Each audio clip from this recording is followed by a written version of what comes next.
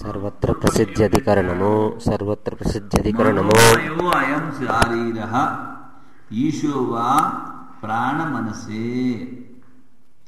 ఇక్కడ సక్రతు కుర్వీత మనోమయ ప్రాణశరీరో భారూప అన్నది వాక్యం. ఏమిటి? సక్రతు సంకల్పం, సక్రతు కుర్వీత మనోమయ ప్రాణశరీర భారూప అన్నారు. ఇక్కడ మనం ప్రాణాన్ని తీసుకోవాలా, మనసును తీసుకోవాలా అన్నది ప్రశ్న. మనోమయో అయం శరీర ఈశో వా ప్రాణ మనస్సే. ఈశ్వరుని తీసుకోవాలా, ప్రాణాన్ని తీసుకోవాలా, మనసును తీసుకోవాలా? ఎక్కడ? ఈ మంత్రం సక్రతుం కుర్వీత మనోమయ ప్రాణ శరీరో భారూప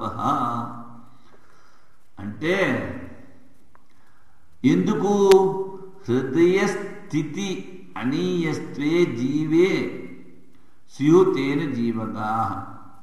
హృదయములో స్థితి చెప్పారు కదా, తరువాత అణుమాత్రం చెప్పారు. అందుకని జీవుని తీసుకోవాలి. అణుమాత్రం జీవుడు ద్వైతవాది. వాడిక్కడ ప్రశ్న వేస్తున్నాడు. అసలు ఇక్కడ ఇంతవరకు మనం ఏమి చెప్పాము? అన్నీ బ్రహ్మ గురించి ఏవైతే స్పష్టంగా చెప్పారో అవన్నీ చెప్పుకున్నాం కదా. ఇప్పుడు జ్ఞేయ బ్రహ్మ యొక్క అస్పష్ట స్థుతి వాక్యాలు. బ్రహ్మము జ్ఞేయం ఇంతవరకు మనం చెప్పుకున్నాం. స్పష్ట బ్రహ్మలింగ వాక్యాలు చెప్పుకున్నాం. ఇప్పుడు అస్పష్టం. అందుకని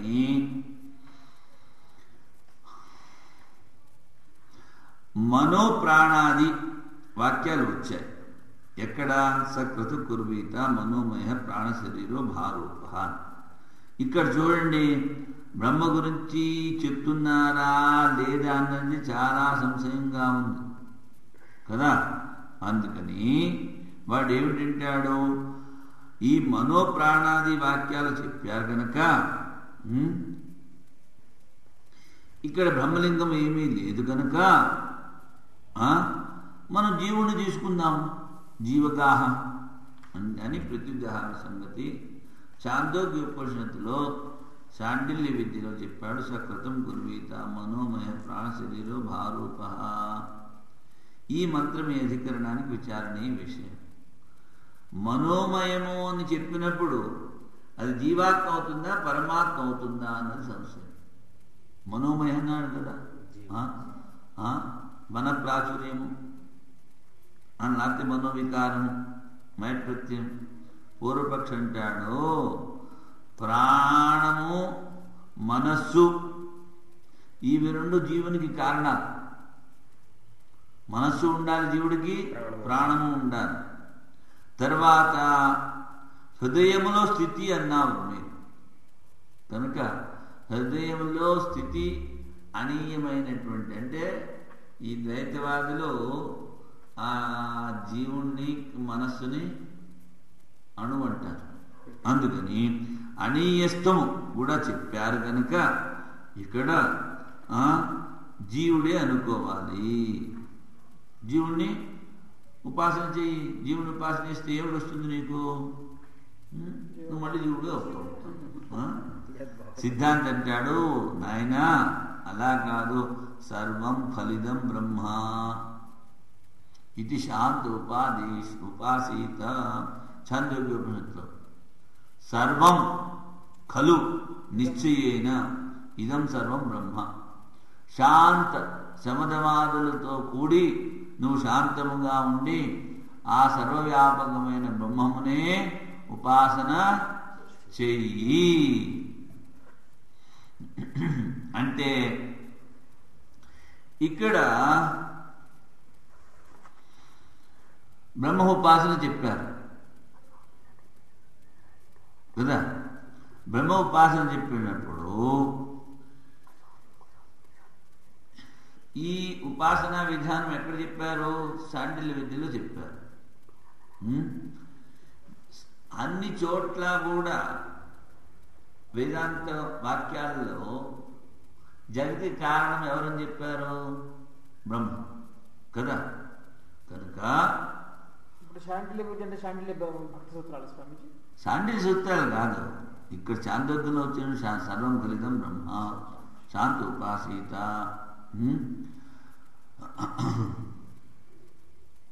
ఇక్కడ వేదాంత వాక్యాల్లో జగత్కారణం ఏం చెప్పారు? బ్రహ్మ చెప్పారు. అందుకని సర్వం కలిదం బ్రహ్మ ఈ వాక్యంతో మొదలుపెట్టారు. తర్వాత మనోమయత్వాది ధర్మాలు చెప్పారే, మనోమయత్వాది ధర్మాలతో కూడుకున్నటువంటి బ్రహ్మను ఉపాసన చేయి అంటే జీవుణ్ణి బ్రహ్మరూపంగా ఉపాసన చేయి. కానీ శాంత అన్నాడు. శాంత అంటే శమధమాదులతో కూడుకుని, మరి ప్రాణంతో కూడా సంబంధం కూడా చెప్పాడు కదా అంటాడు. అప్పుడు ఏమిటి చేయాలి?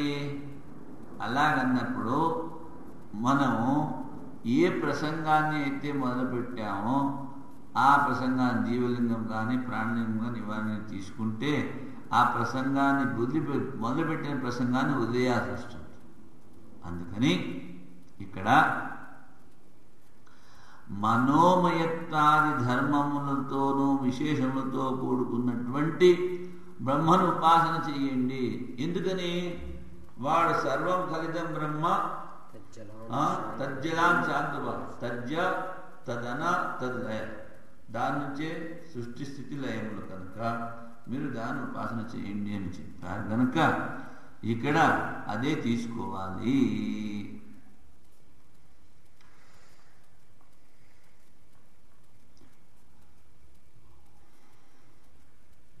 సరే,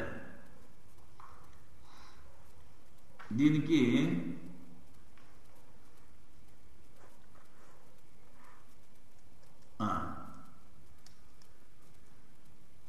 ఇక్కడ పూర్వపక్షంలో ఏమిటి? జీవోపాసన చేయమంటాడు.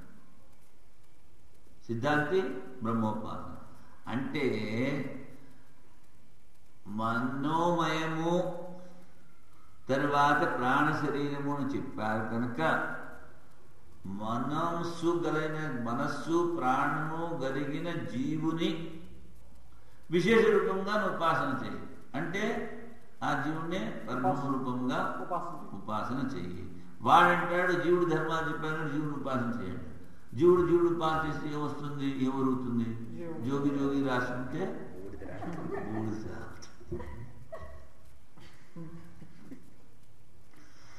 అచ్చా.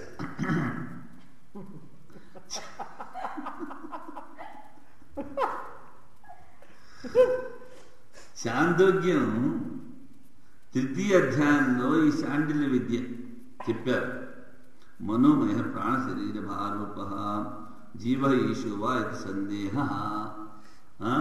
మనోమయము ప్రాణ శరీరము భారూపము అంటే భాదీప్తి అని చెప్పినప్పుడు ఇక్కడ మనం జీవుని తీసుకోవాలా పరమేశ్వరుని తీసుకోవాలా అంటే పూర్వపక్ష చూడండి వాడి తర్కం. జీవహితి తావత్ ప్రాప్తం, జీవుణ్ణి తీసుకోవాలి.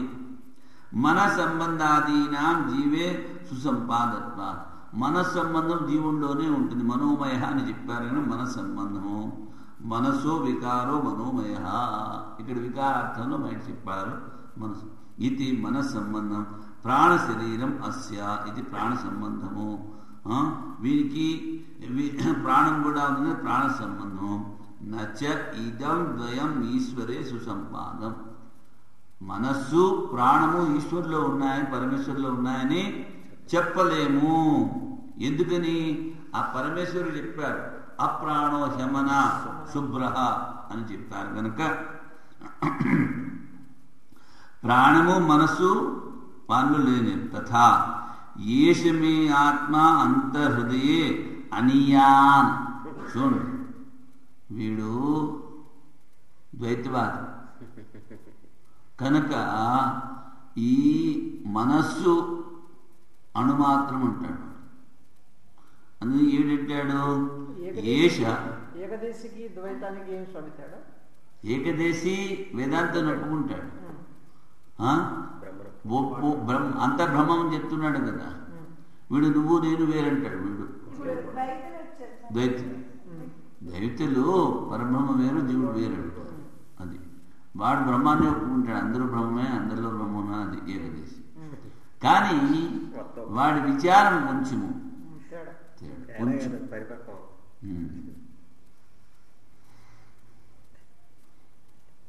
ఏషమే ఆత్మ అంతర్హృదయే అణియా, నా హృదయంలో ఉన్న ఈ ఆత్మ అణుమాత్రమైనది అని చెప్పారు. అందుకని ఇక్కడ మనం జీవుణ్ణి తీసుకోవాలి. హృదయ అవస్థానం అణీయస్త్వం చ నిరాధారస్య సర్వగతస్య నా కథంచిత్ ఉపపద్యతే. ఈ అణీయా అని చెప్పినప్పుడు ఈ అణుత్వం నిరాధారమైనటువంటి సర్వగతమైనటువంటి పరమాత్మకి ఒప్పదు. అందుకని ఇక్కడ జీవుణ్ణి ఉపాసనగా తీసుకోవాలి అని పూర్వపక్షం. సిద్ధాంతం ఏమిటంటాడు? సర్వం కలిదం బ్రహ్మ తజ్జలాంతి శాంతి ఉపాసీత ఏతస్మిన్ శమ విధి పరే. ఇంద్రియ నిగ్రహము మనోనిగ్రహము చెప్పారు. దీని ఏంటంటారు? శమ విధి. శమ విధి పరే పూర్వవాక్యే శ్రూయమాణం యద్ బ్రహ్మ. మొదటి వాక్యంలో తజ్జలానని చెప్పారు కదా. ఇదంతా బ్రహ్మమే. ఆ బ్రహ్మం నుండి ఇది పుట్టింది, అందులో ఉంటుంది, అందులోనే లీనమవుతుందని చెప్పారు. తజ్జలాన్. ఈ విధంగా బ్రహ్మ నుండి అంతా పుట్టింది, అందులోనే ఉంది, అందులోనే లీనమవుతోంది అని తెలుసుకుని నువ్వు ఆ బ్రహ్మను ఇంద్రియ నిగ్రహంతో మనోనిగ్రహంతో ఉపాసన చెయ్యి అని మొదలుపెట్టారు. ఇప్పుడు అలా మొదలుపెట్టింది నువ్వు తీసుకెళ్ళి జీవుని ఉపాసన చెయ్యి అంటే ఎలా కుదురుతుంది? అందుకని తదేవ మనోమయ ప్రాణశరీర ఇది ఏతాభ్యాం తద్ధిత బహువ్రీహీభ్యాం విశేష్యత్వేన అపేక్షతే. ఇప్పుడు ఆ బ్రహ్మమునే మనోమయము ప్రాణశరీరము అని సమాసనం ద్వారా చెప్పారు, విశేషణం ఇచ్చారు ఆ బ్రహ్మకి. అందుకని శమవాక్యస్య అయం అర్థః యస్మా సర్వమిదం బ్రహ్మ తజ్జత్వాత్ తల్లత్వాత్ తదనత్వాచ తస్మాత్ సర్వాత్మకే బ్రహ్మణి. దాని నుంచి అంతా సృష్టి స్థితి లయాలు జరుగుతున్నాయి కనుక ఆయన సర్వస్వరూపుడు కనుక ఆ బ్రహ్మములో రాగద్వేష విషయ అసంభవాత్ ఆ సర్వవ్యాపకమైన అంతా నీ ఆత్మస్వరూపమైనప్పుడు నువ్వు ఎవరి మీద రాగం ఎవరి మీద ద్వేషం ఉంచుకుంటావు? అందుకని ఉపాస్తికాలే శాంతో భవేత్. ఉపాసన చేసేటప్పుడు శాంతంగా ఉండండి, రాగద్వేషాలు ఉంచుకో. ఇది ఏమిటి? సర్వం కలిదం బ్రహ్మ తజ్జలాన్ శాంతి ఉపాసిత అన్నదానికి అర్థం. ఇప్పుడు ఏతద్వాక్యగతే బ్రహ్మణి విశేషత్వేన అన్వితే మనోమయ వాక్యమపి బ్రహ్మపరం భవిష్యతి. ఈ వాక్యములో బ్రహ్మమును గురించి చెప్పారు కనుక ఇది ఉపక్రమం. ఈ ఉపక్రమం తర్వాత మనోమయము ప్రాణమయము అన్నటువంటి విశేషాలు చెప్పారు కనుక వీటిని కూడా బ్రహ్మపరంగానే తీసుకోవాలి. నచ బ్రహ్మణో మనః ప్రాణ సంబంధ అనుపపత్తి. వాడంటాడు బ్రహ్మకి మనస్సు లేదు, ప్రాణము లేదు. నువ్వు మరి మనోమయము ప్రాణమయము బ్రహ్మకి ఎలా చెప్తావు అంటే నిరుపాధికే అనుపపత్తవపి సోపాధికస్య ఉపాస్యస్య చింతనార్థతయా. నాయన నిరుపాధిక బ్రహ్మకి నువ్వు చెప్పినట్టు మనస్సు ప్రాణము లేవు, కానీ సోపాధిక బ్రహ్మకి మనస్సు ప్రాణము ఉన్నాయి కదా. అందుకని ఆ సోపాధిక బ్రహ్మమును ఇక్కడ చింతన చేయమని చెప్పారు. తదుపపత్తి తస్మాత్ సర్వేషు వేదాంత వాక్యేషు బ్రహ్మోపాస్యత్వేన ప్రసిద్ధం తదేవ అత్రాపి ఉపాస్యం. అన్ని వేదాంత వాక్యాల్లో ఏ బ్రహ్మనైతే ఉపాస్యంగా చెప్పారో దానిని ఇక్కడ కూడా ఉపాస్యంగా చెప్పారు నాయన. నహి క్వచిదపి వేదాంతే జీవస్య ఉపాస్యత్వం ప్రసిద్ధం. జీవుని ఉపాసన చేయమని ఎక్కడ చెప్పలేదు కనుక తదేవ బ్రహ్మైవ ఇది సిద్ధాంత. ఇక్కడ బ్రహ్మమునే చెప్పాలి. ఇప్పుడు ఇందులో సూత్రాలు ఉన్నాయి కదా.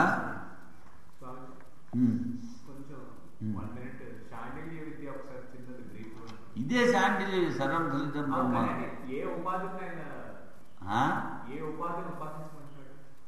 ఉపాధిని కాదు ఇక్కడ వాడు చెప్పింది ఏమిటంటే ఈ బ్రహ్మము నుంచి ఇదంతా పుట్టింది, అందులోనే స్థితిగా ఉంటుంది, అందులోనే లయమవుతుంది అని తెలుసుకుని రాగద్వేషాలను బట్టి ఆ బ్రహ్మను ఉపాసన చెయ్యి. అది శాండిల్య విద్య. కానీ అందులో మనోమయము ప్రాణశరీరము అనే 2 శబ్దాలు వచ్చాయి.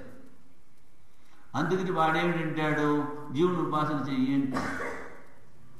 కానీ వేదాంత వాక్యాల్లో మొదటి నుంచి చివరి వరకు బ్రహ్మోపాసన చెప్పారు కనుక ఈ విశేషాలు ఆ సోపాధిక బ్రహ్మ కనుకో కనుక బ్రహ్మయే ఉపాసము. అది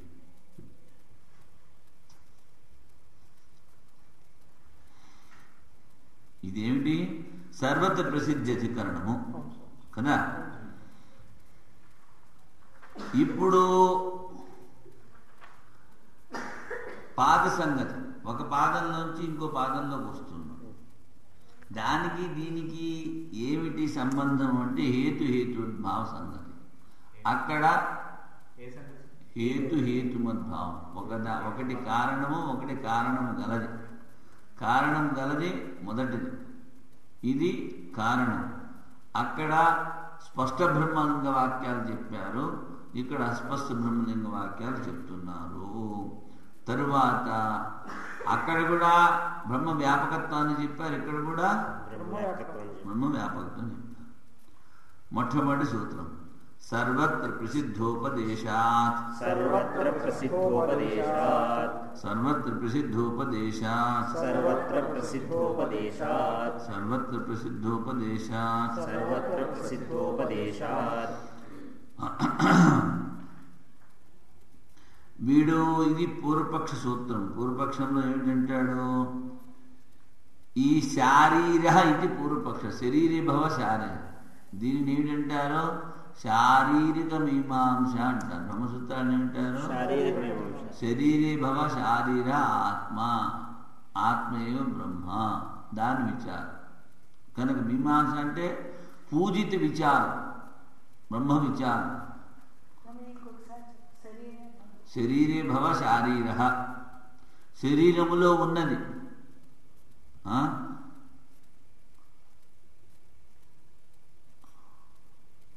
వాసాంశ జీర్ణాని యాయ తథా శరీరాణి అన్యాని సంయాతి నవాని దేహి.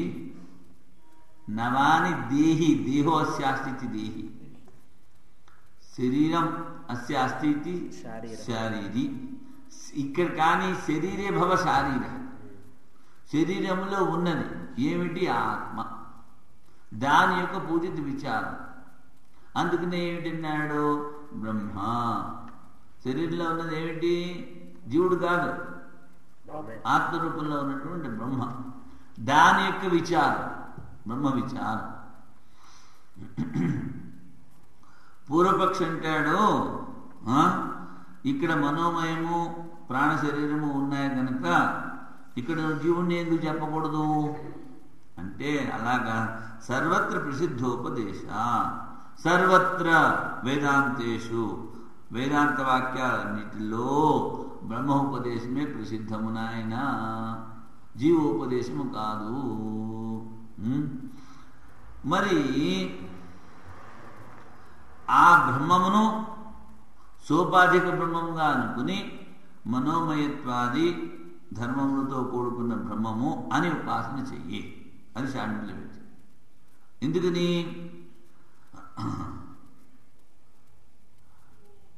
ప్రారంభములో ఇంద్రియ నిగ్రహము మనోనిగ్రహము చెప్పారు. చెప్పినప్పటికీ బ్రహ్మ సన్నిహితం ఎక్కడ? మనస్సులో. అందుకని ఈ బ్రహ్మ సన్నిహితము కనుక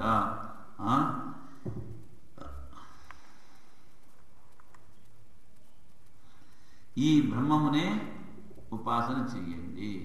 అంటే మనోమయత్వ ప్రాణ శరీరత్వాది విశేషణములతో కూడుకున్నటువంటి సోపాధిక బ్రహ్మమును మీరు ఉపాసన చేయండి.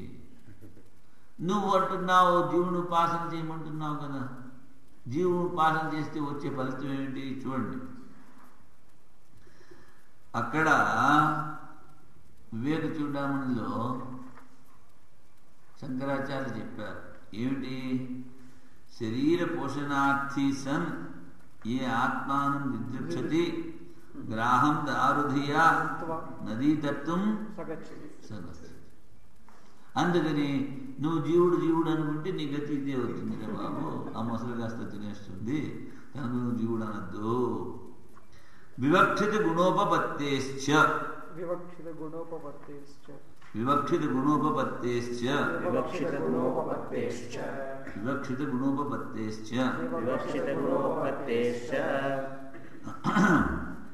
ఇక్కడ వక్తురిచ్ఛా వివక్ష.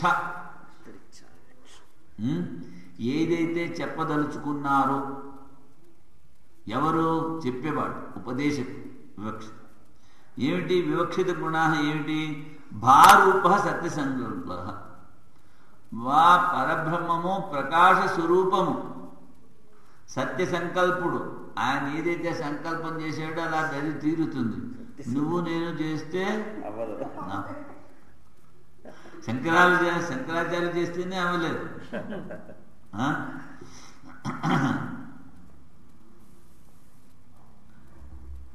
ఈ సృష్టికర్త బ్రహ్మ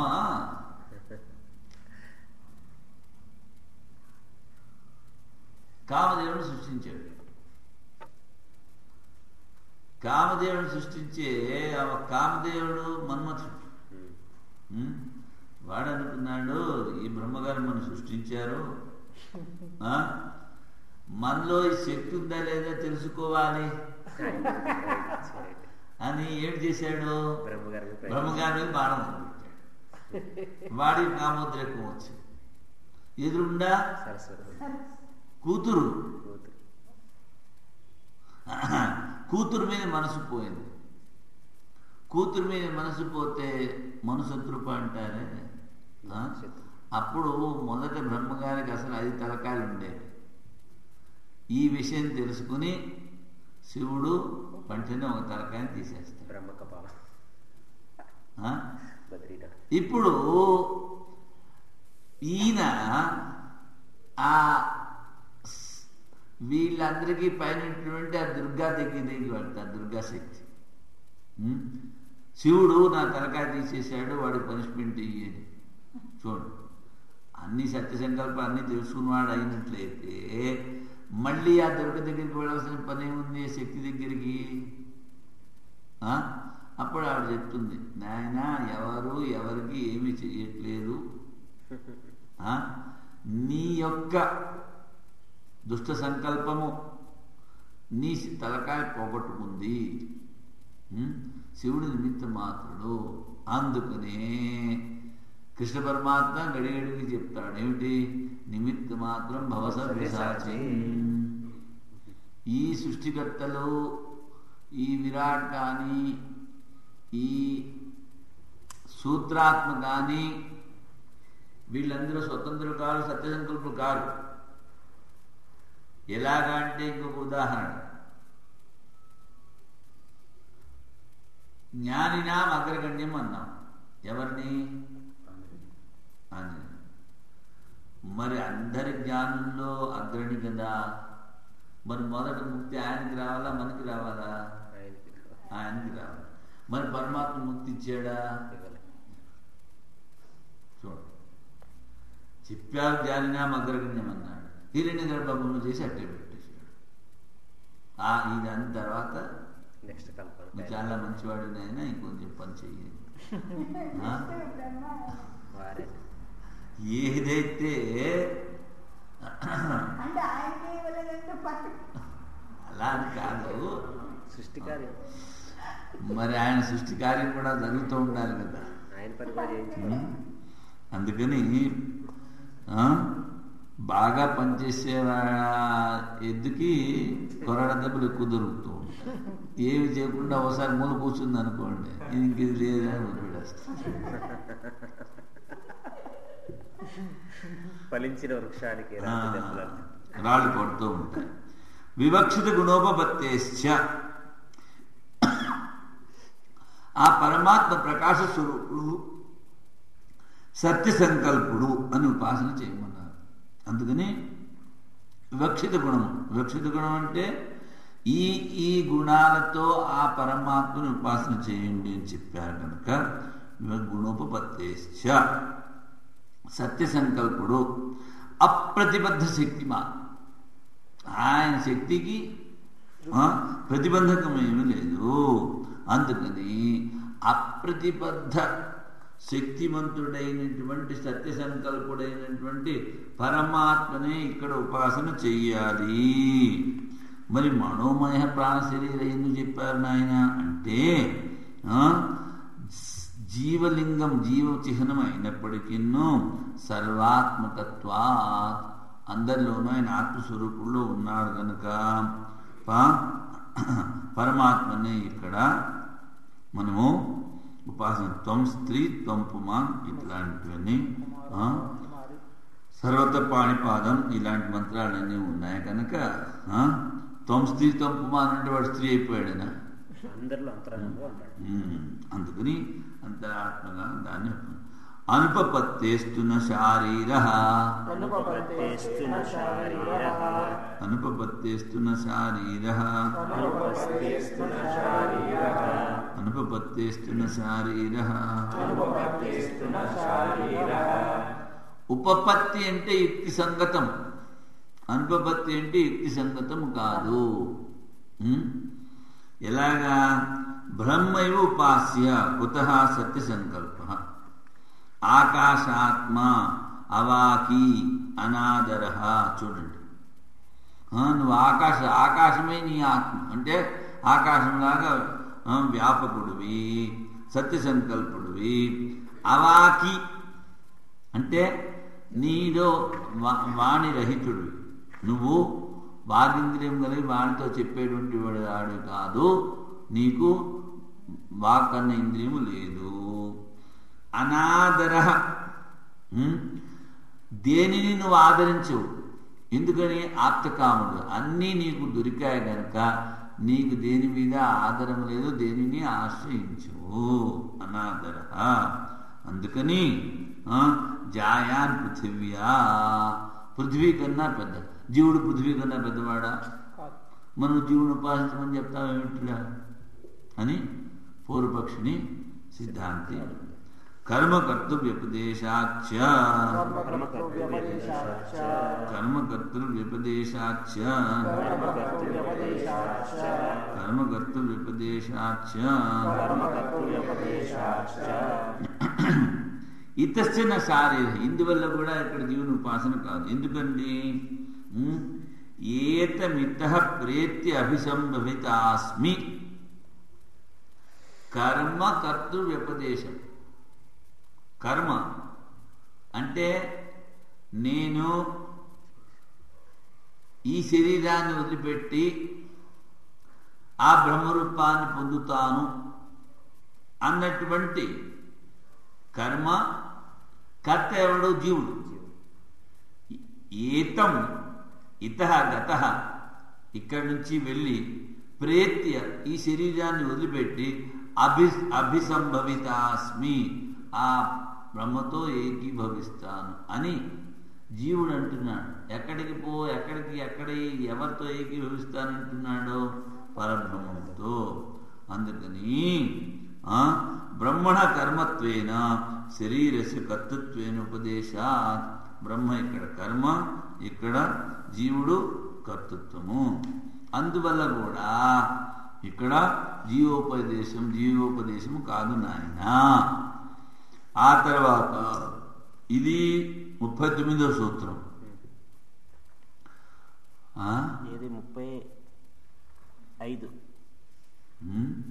స్వామి 35.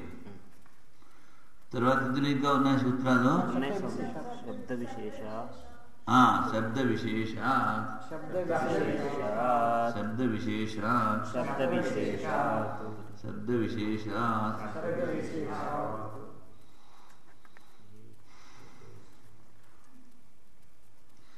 ఇక్కడ శబ్ద విశేషాత్ ఇక్కడ ఏ విధంగా అయితే చెప్పారో అదే విధంగా ఇంకో సూత్రుల్లో కూడా చెప్పారు. సమాన ప్రకరణే శృత్యంతరే. శబ్ద విశేషం అంటే శబ్దం అంటే వేదవాక్యం, విశేష రూపంగా ఇంకొక చోట కూడా ఇలాగే చెప్పారు కనుక ఏమిటి చెప్పారు? అంతరాత్మన్ పురుషో హిరణ్మయ. అంతరాత్మన్ అంటే ఈ హృదయం లోపల ఉన్నటువంటి పురుషుడు హిరణ్మయుడు.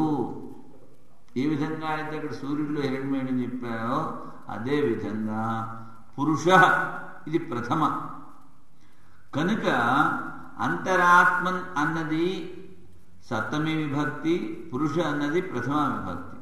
దీని ద్వారా ఏమిటి సిద్ధమైంది? ఇవి రెండు కూడాను అంతరాత్మన్ పురుష అని చెప్పినప్పుడు మనోమయత్వాది అని ఏ విధంగా అయితే చెప్పదలుచుకున్నారో ఈ రెండు కూడా అంతరాత్మన్ పురుష అన్నవి ఇవి ఆత్మవాచకములు. ఈ ఆత్మవాచకములు అంటే ఈ ఆత్మ జీవుడి కన్నా భిన్నం. జీవుడు అంటే ఉపాధి గలవాడు. నిన్న చెప్పాను, ఘటం ఆకాశమా, ఆకాశం ఘటమా? ఘటం ఆకాశం కాదు, ఆకాశం ఘటం కాదు. కానీ ఘటాకాశం జీవుడు, ఆకాశము బ్రహ్మ. అందుకని ఇక్కడ జీవవాచకములైనప్పటికీ ఆ జీవుని కాదు తీసుకోవాల్సింది ఆత్మ. ఆకాశ స్థలింగా అని చెప్పినప్పుడు ఏ విధంగా అయితే మనం బ్రహ్మముగా తీసుకున్నామో అక్కడే అలాగే ఇక్కడ కూడాను జీవుని కన్నా భిన్నమైనటువంటి ఆ పరమాత్మనే ఉపాస్యంగా తీసుకోవాలి. ఎందుకని మళ్ళీ చెప్పారు, యథా వ్రీహిర్వా యవో వా శ్యామాకో వా శ్యామాగతంలో వా ఏవం అయం అంతరాత్మన్ పురుషో హిరణ్మయ. చూడండి, వ్రీహి అంటే గోధుమలు కానీ లేకపోతే ఒడ్లు కానీ. వ్రీహి అంటే ఒడ్లే. తర్వాత యవలు. శ్యామాక అంటే ఇక్కడ మనకు దొరకదు, అక్కడ ఉత్తర దేశంలో చిన్న చిన్నవి గుండ్రంగా ఆవాల కన్నా చిన్నవిగా ఉంటాయి బియ్యం. రాగులు ఎర్రగా ఉంటాయి, తెల్లగా ఉంటాయి.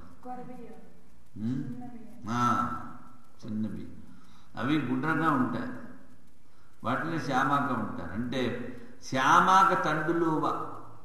శ్యామాకం అంటే దాని పైన పొరతో ఉన్నవి, లేకపోతే శ్యామాక బియ్యం లాగా అంత సూక్ష్మము అని పరమాత్మ.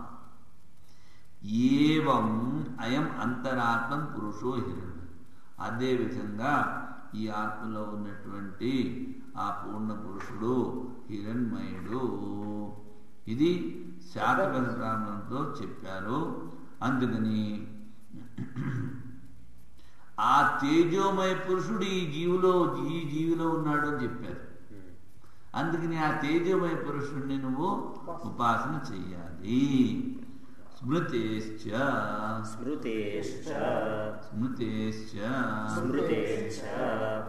స్మృతిలో కూడా చెప్పారు, ఈశ్వర సర్వభూతానం బ్రాహ్మణ సర్వభూతాన్ని.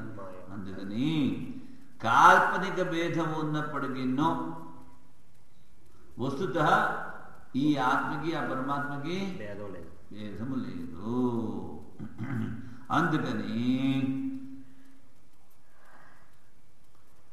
ఇక్కడ పరమాత్మే ఉపాస్యము. తర్వాత వాడంటాడు ఇంకో సూత్రం తీసుకొచ్చి ఆర్భకౌకస్త్వాత్ తద్వ్యపదేశాచ్చ నేతి చేన్న నిత్యాయత్వాదేవం వ్యోమవచ్చ అర్భకౌకస్త్వాత్ తద్వ్యపదేశాచ్చ నేతి చేన్న నిత్యాయత్వాదేవం వ్యోమవచ్చ అర్భకౌకస్త్వాత్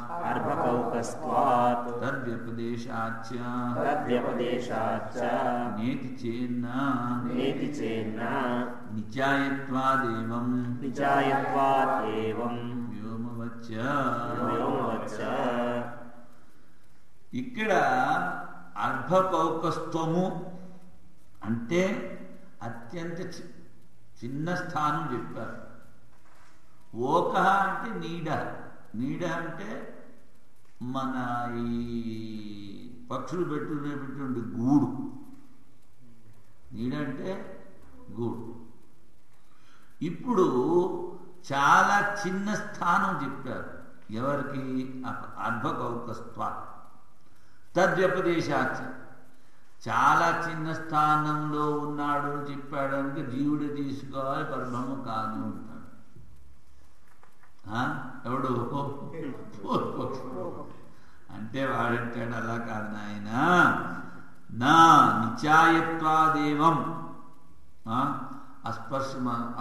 అస్పర్శమరూపమగంధం వచ్చయత్ నిత్యాయతన్ మృత్యుముఖాత్ ప్రముచ్యతే నిత్యాయం దృష్ట్వా అనుభూయ. ఆ పరమాత్మని అనుభవించి ఆ పరమాత్మని చూసి నువ్వు మృత్యువు నుంచి బయటపడతావు. నిత్యాయత్వాత్ వ్యోమవచ్చ. ఆకాశములాగా ఘటాకాశం చిన్నది, మరి మహాకాశం పెద్దది కదా. అందుకని ఘటాకాశంలాగా చిన్న ఉపదేశం చేసినంత మాత్రాన ఆకాశం చిన్నది అయిపోదు నాయన. అది అర్భకం అల్పం ఓకో నీడో స్థానం యస్య అంటే చాలా చిన్న స్థానం. అర్భకోక తస్య భావ తత్వం తస్మా అంటే అర్భకోకస్త్వ అనీయాన్ వ్రీహేర్వా యవాద్వా. ఇది చాలా చిన్నదని చెప్పారు. ఆరాగ్రమాత్రో జీవో ఉపాస్య అని ఇంకో చోట చెప్పారు. ఆరాగ్రమాత్రం అంటే ఇప్పుడు పూర్వకాలంలో ఈ ఆవుల్ని గేదెల్ని ముఖ్యంగా ఈ జట్కా బండివాడు గుర్రబండివాడు వాళ్ళు ఏం చేశారు, కొరడావాడు పట్టుకుంటారు. ఆ కర్ర ఒకటి ఉంటుంది కదా, ఆ కర్రకి ముందు ముళ్ళు ఒకటి ఉంటుంది, మళ్ళీ ఆ కర్రకి ఒక ఆ చర్మంతో కట్టిన తాడు ఉంటుంది. ఆ తాడు పెట్టి కొట్టినప్పుడు అది కనుక చేపతే ఆ ముళ్ళు పెట్టిలో కూర్చుతారు. దాన్ని ఆరాగ్రము అంటారు. కొరడ అంటే అంత సూక్ష్మమైనటువంటి వాడు జీవుడు. ఆ జీవుడే ఆత్మ, అదే ఉపాస్యము అని చెప్పారు. మరి ఇప్పుడు ఇంత చిన్నది చెప్పారు కదా అని వీడు జీవుడిని తీసుకుంటే ఎలా కుదురుతుంది? ఎందుకని? నా సర్వగత ఆరాగ్రహం చెప్పాక పరమాత్మ కాదు అంటే పరమాత్మను అనీయస్తు రూపేణ ద్రష్టవ్యత్వాదేవం ఇది బ్రూమః. అంటే సూక్ష్మాది సూక్ష్ముడు, తర్వాత అనోరణీయాన్ మహతం మహీయాన్. పెద్దదానికన్నా పెద్దవాడు, చిన్నదానికన్నా. ఏ విధంగా అంటే చిన్న శాలిగ్రామంలో ఏ విధంగా విష్ణు దృష్టి పెట్టుకున్నావో అదే విధంగా ఈ చిన్న జీవుల్లో పరమాత్మ దృష్టి పెట్టుకోనాయనా.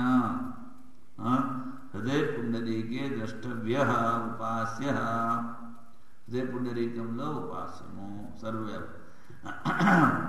సరే హృదయ దేశములో ఉపాసన చేయమన్నారు కదా అని చెప్పినంత మాత్రమున ఆయన సర్వగతత్వం ఏమన్నా లోపిస్తుందా? లోపించదు. ఘటాకాశం అని చెప్పి ఆకాశాన్ని ఘటానుపాధిగా చెప్పినంత మాత్రాన ఆకాశం ఏమి చిన్నది కాదు. అదేవిధంగా సర్వగతము లోపించదు. అప్పుడు వీడంటాడు, నువ్వు చెప్పింది బాగానే ఉంది, మరి హృదయంలో ఉన్నావు అన్నావు. హృదయంలో జీవుడు ఉన్నాడు. మరి అందరి హృదయాలతో ఆ పరమాత్మకు సంబంధం ఉంది కదా, అందుకని అందరి సుఖ దుఃఖాలు ఆయనకుంటాయి అంటే సంభోగ ప్రాప్తిరిచ్చేన్న తర్వాత ఏంటి? వైశేష్యాత్ సంభోగ ప్రాప్తిరిచ్చేన్న వైశేష్యాత్ సంభోగ ప్రాప్తి. అన్ని హృదయాల్లో ఆయన ఉన్నాడు కనుక అందరి దుఃఖం ఆయనకు వస్తుందని చెప్పినట్టయితే అది సరికాదు. ఎందుకంటావేమో జీవునిలోనే భోక్తృత్వము కర్తృత్వం ఉంది, బ్రహ్మంలో లేదు. ఇది విశేషం. నాణ్యో అతో అస్తి ద్రష్ట అంటే ద్రష్ట చూసేవాడు ఆ పరమాత్మ కన్నా వేరు కాదు. తరువాత అసంగోహి అయం పురుష. తరువాత ఆత్మ మనస్సు, ఆత్మ చైతన్యం, మనస్సు జడం. ఈ జడ చైతన్యాలని ఒకదాని మీద ఒకటి ఆరోపించుకుని సుఖ దుఃఖాలు నాకున్నాయని అంటున్నాడు. ఇది భ్రమ. చూసారా? మిథ్యాజ్ఞానము ద్వారా కల్పించబడినటువంటి సుఖ దుఃఖములు ఆత్మకి లేవు.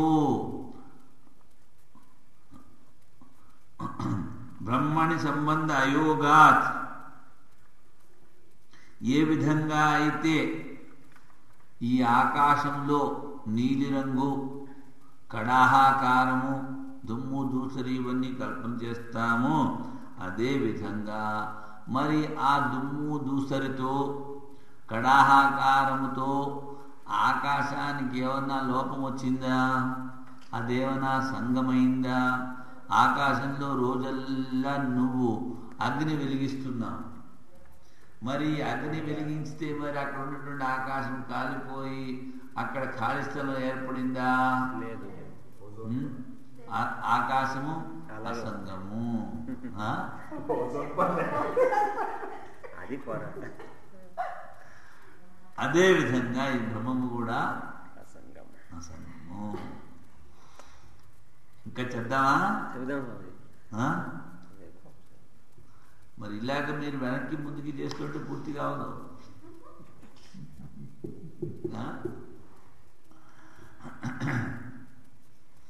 సరే, పొద్దున పూట ఎక్కువ టైం ఉంది, పొద్దున పూట చేయొచ్చు. ఇప్పుడు చూడండి, మనం 4 పేజీలు చేయాల్సింది ఇవాళ 1.5 పేజీ కూడా చేయలేదు.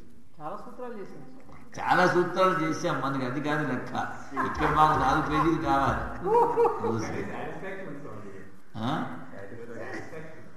నిన్న ఎంత చెప్పుకున్నాం? 13 చెప్పాం.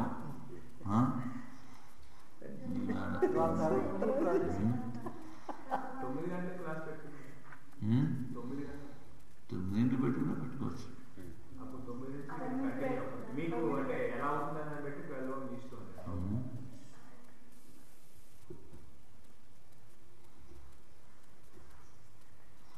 ఇవాళ 5 సెకండ్ హాఫ్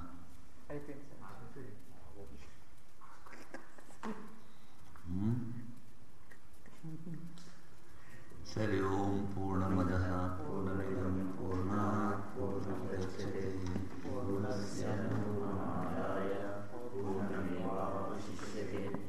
ఓం శాంతి శాంతి శాంతి. హరి ఓం.